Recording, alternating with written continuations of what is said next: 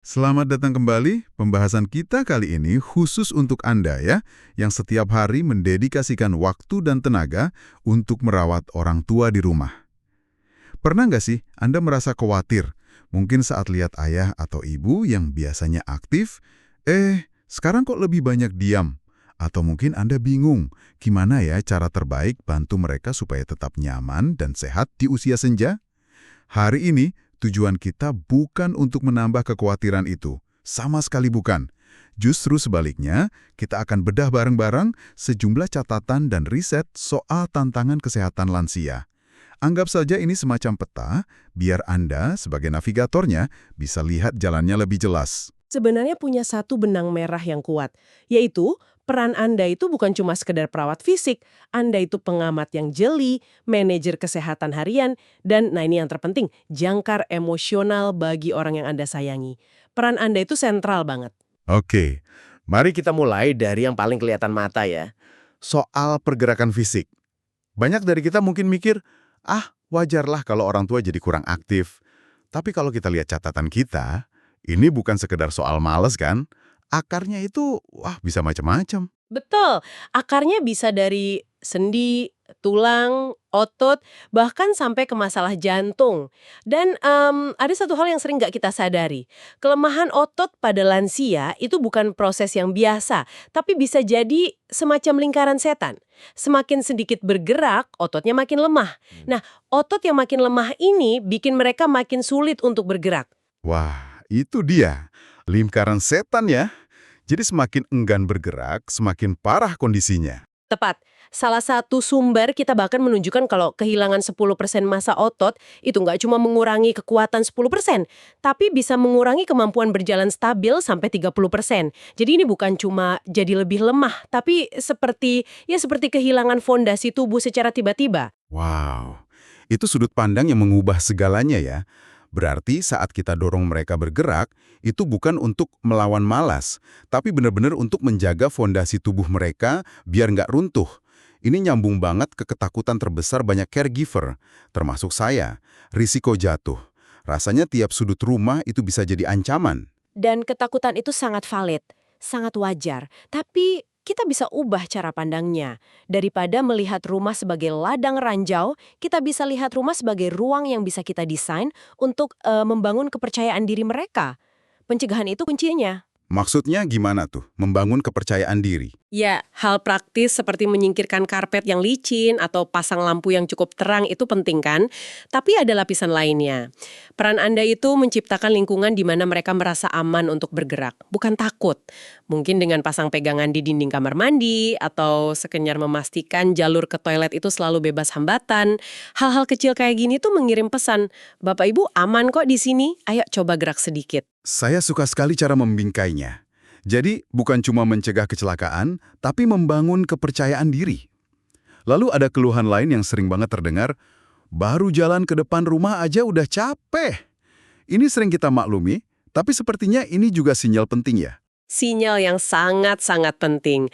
Nah, ini membawa kita ke peran Anda yang lain sebagai manajer energi. Manajer energi, oke. Coba bayangkan energi orang tua Anda itu seperti baterai ponsel yang udah agak bocor gitu. Nggak bisa diisi penuh dan cepat habis. Tugas Anda adalah membantu mereka menggunakan sisa daya itu dengan bijak. Bukan memaksa banyak aktivitas sekaligus, tapi membaginya. Mungkin pagi jalan sebentar di teras, siangnya istirahat, sore nanti ada aktivitas ringan lagi. Anda yang paling tahu ritme mereka. Oke, jadi diatur ya antara aktivitas dan istirahat. Biar energinya cukup untuk hal-hal yang mereka nikmati, bukan cuma buat bertahan hidup. Manajer energi, saya catat istilah itu.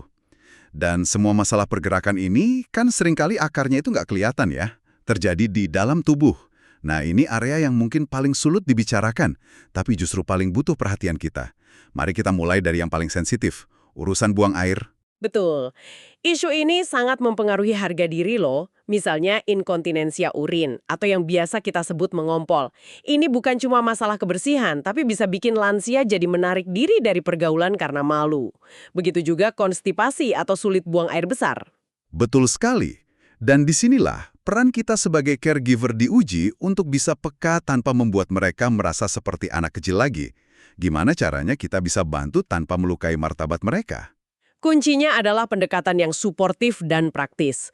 Untuk inkontinensia, selain jaga kebersihan, kita bisa bantu dengan bikin jadwal toilet. Jadi ajak mereka ke kamar mandi secara berkala, jangan nunggu sampai kebelet. Ini soal manajemen, bukan menyalahkan. Oh, oke. Jadi proaktif ya? Benar. Kalau untuk konstipasi, pendekatannya lebih ke gaya hidup. Daripada cuma nanya, udah minum? Coba deh sediakan botol air di dekat mereka. Daripada nyuruh makan sayur, coba olah sayurnya jadi makanan yang mereka suka. Dan yang paling penting, ini kembali ke titik awal kita. Ajak bergerak. Tepat, ajak bergerak. Jalan kaki ringan aja itu udah bisa merangsang pergerakan usus loh. Jadi solusinya saling terkait ya. Bergerak bantu pencernaan, pencernaan lancar bikin tubuh lebih nyaman. Nah, masalah internal lain soal makan, saya perhatikan kadang bukan nafsu makannya yang hilang, tapi kok berat badannya turun terus. Observasi yang bagus sekali. Penurunan berat badan drastis pada lansia itu lampu merah. Itu bukan bagian normal dari penuaan. Bisa jadi karena indera perasa dan penciumannya berkurang, jadi makanan terasa hambar. Bisa juga karena ada masalah gigi, jadi susah mengunyah. Atau bahkan, ini bisa jadi tanda penyakit kronis. Wah, banyak sekali kemungkinannya. Betul, disinilah Anda berperan sebagai detektif nutrisi. Detektif nutrisi, oke. Tugasnya bukan cuma memastikan makanan tersedia, tapi juga mencari tahu hambatannya apa. Mungkin makanannya perlu tekstur yang lebih lembut. Mungkin mereka butuh porsi lebih kecil tapi lebih sering. Memantau perubahan berat badan secara rutin itu krusial. Kalau penurunannya signifikan, nah ini saatnya melibatkan tenaga kesehatan. Saya catat itu, detektif nutrisi. Terakhir di bagian ini, soal kenapa ya lansia itu kayaknya lebih gampang sakit? Apa murni karena sistem imun menurun? Sistem imun yang menurun itu fondasinya, betul. Tapi ada lapisan lain yang sering terlewat. Adanya penyakit penyerta. Misalnya, seorang lansia dengan diabetes, tubuhnya itu kan sudah sibuk berperang ngatur gula darah. Jadi pertahanannya terhadap infeksi baru jadi lebih lemah. Peran Anda di sini adalah sebagai benteng pertahanan. Benteng pertahanan. Bukan berarti harus bikin lingkungan jadi steril ya, tapi dengan kebiasaan sederhana. Memastikan semua yang merawat cuci tangan, jaga kebersihan rumah, dan yang paling penting, jadi mata yang awas. Perubahan kecil seperti demam ringan, batuk yang nggak sembuh-sembuh, atau bahkan perubahan perilaku jadi lebih lesu, itu bisa jadi tanda awal infeksi. Menangkapnya lebih dini bisa mencegah komplikasi serius. Oke, dari benteng pertahanan fisik, kita beralih ke area yang mungkin lebih rumit ya, kesehatan pikiran, perasaan, dan indera. Disinilah peran kita sebagai pendamping benar-benar diuji.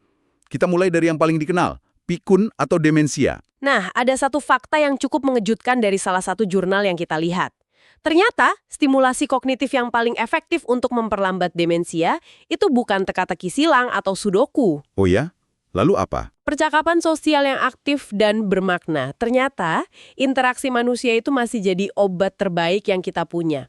Jadi fokus manajemen demensia itu bukan menyembuhkan, tapi mempertahankan kualitas hidup dan fungsi yang tersisa. Peran Anda di sini adalah menjadi jembatan mereka ke dunia.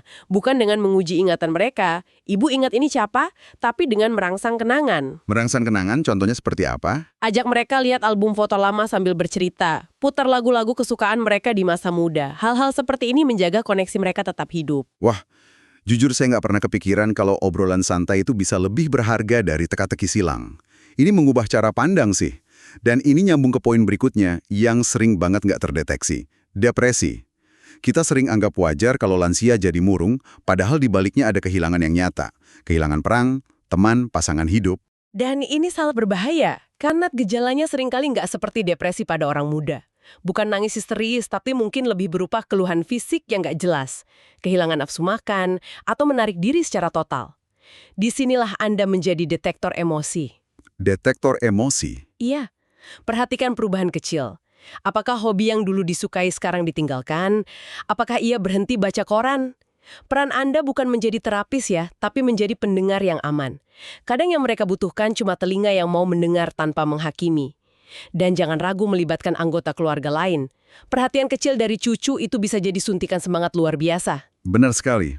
Dan semua kondisi mental ini diperparah oleh masalah kenyamanan dasar ya, seperti gangguan tidur dan penurunan fungsi panca indera. Sulit tidur, pandangan kabur, pendengaran berkurang. Rasanya seperti dunia mereka pelan-pelan meredup. Persis.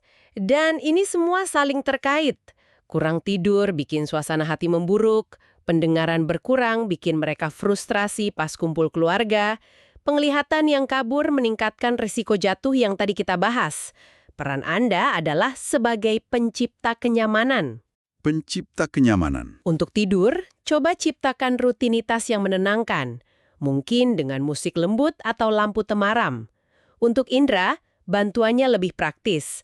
Pastikan kacamata mereka bersih dan gampang dijangkau, atau bantu mereka terbiasa dengan alat bantu dengar. Ini bukan sekedar alat, tapi tiket mereka untuk tetap terhubung dengan kehidupan. Baik, sekarang kita masuk ke bagian terakhir. Mengelola penyakit kronis. Dua raksasa yang paling sering kita dengar, hipertensi dan diabetes. Tentu masing-masing penyakit ini bisa jadi satu pembahasan utuh. Tapi untuk hari ini, benang merahnya adalah peran Anda dalam manajemen penyakit ini, kan? Betul sekali. Ini bukan tentang Anda menjadi dokter di rumah. Sama sekali bukan. Kunci penanganan dua penyakit ini adalah self-care management. Kemampuan lansia mengelola penyakitnya sendiri. Tapi mereka nggak bisa sendirian. Disinilah Anda menjadi co-pilot mereka.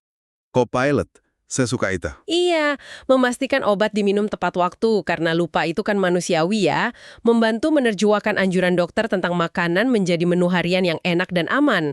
Mungkin juga bantu mencatat hasil tensi atau gula darah. Dukungan Anda itu membuat proses yang rumit dan seumur hidup ini terasa lebih ringan. Oke, peran yang sangat kuat. Nah, sekarang kita bahas topik terakhir yang mungkin paling sensitif dan jarang sekali dibicarakan. Impotensi. Ya, dan penting untuk kita bahas dengan empati. Sumber kita mengarahkan peran keluarga bukan pada aspek medisnya, tapi lebih ke psikososialnya. Ini seringkali bukan cuma masalah fisik, tapi pukulan telak bagi harga diri dan maskulinitas. Bisa juga terkait dengan depresi yang kita bahas tadi atau efek samping obat. Jadi, dukungan keluarga di sini bentuknya seperti apa? Bentuknya adalah penerimaan dan komunikasi yang terbuka tanpa penghakiman. Memahami bahwa kebutuhan akan kedekatan dan kasih sayang itu nggak hilang seiring bertambahnya usia.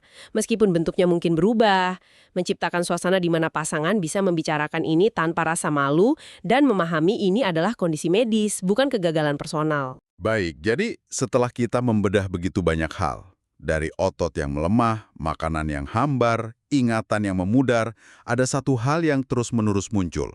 Peran Anda sebagai caregiver.